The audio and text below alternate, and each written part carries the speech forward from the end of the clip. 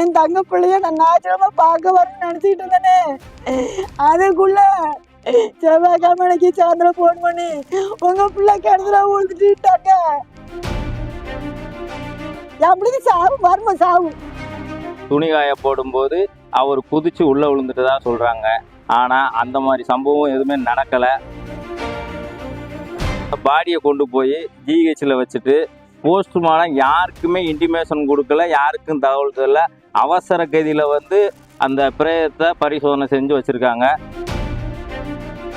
நாங்கள் உள்ள போய் பார்க்குறப்ப இங்கே எந்த சிறுவர்களுக்கு எந்த பாதுகாப்புமே இங்கே கிடையாது. எங்க சந்தேகமே வாடகை மேல தான்.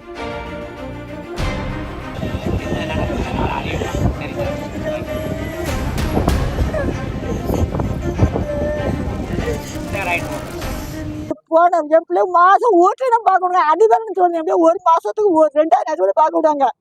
இப்போ போன வெள்ளிக்கிழமை போயிட்டுனா போன வெள்ளிக்கிழமை எம்மோ எனக்கு நீ வாமா ஞாயிற்றுப்படி 2000 வாங்க. இப்போ 4 நாளைக்கு வரணும். எப்படி பார்க்க 2000 பண்ணி வாமான்னாங்க. எதுவுமே எது வேணுமோ ஒன்றும் வேண்டாம எனக்கு பறிச்சுட்டு மட்டும் வேண்டாம உடனே வச்சுட்டேன். எல்லாம் கூட்டத்தை பேசுனேன். இல்லைம்மா நிறைய பிள்ளைகள் இருக்கும்போது பேசுன்ட்டான். சரின்ட்டு நான் என் தங்க பிள்ளைய நான் ஞாயிற்றுக்கிழமை பார்க்க வரணும்னு நினச்சிக்கிட்டு இருந்தேனே. அதுக்குள்ள செவ்வாய்க்கிழமைக்கு சாயந்தரம் ஃபோன் பண்ணி உங்க பிள்ளை கிணத்துல விழுந்துட்டாங்க. ஆமா எவ்வளோ கிணத்துல விழுந்துட்டான்ட்டு ஓடி வந்தேன். இங்க பார்த்தா எவ்வளோ சேர்த்துட்டு சொல்லிட்டாங்க. எனக்கு நீதி கிடைக்கணும்.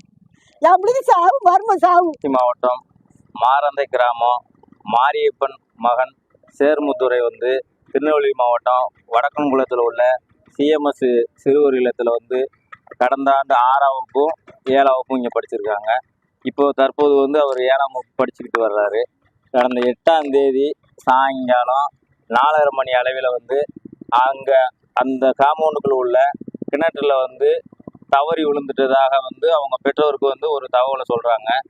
ஆனால் அந்த கிணத்துல எந்த பாதுகாப்பும் இல்லை.